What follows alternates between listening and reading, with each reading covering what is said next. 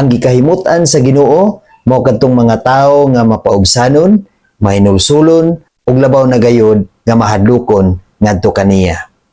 Isaya 66 bersikulo 2. Ako'y nagbuhat sa tanang butang, busa akoa kining tanan.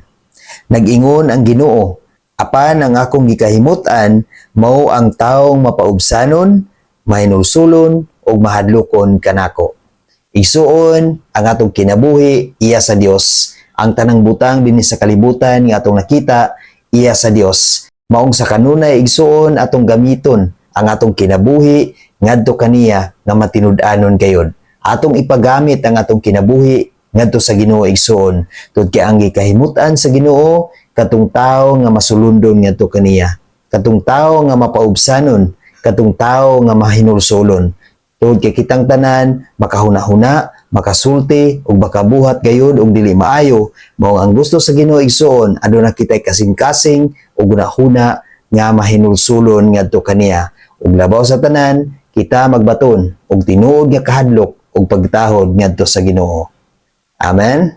God bless sa tanan.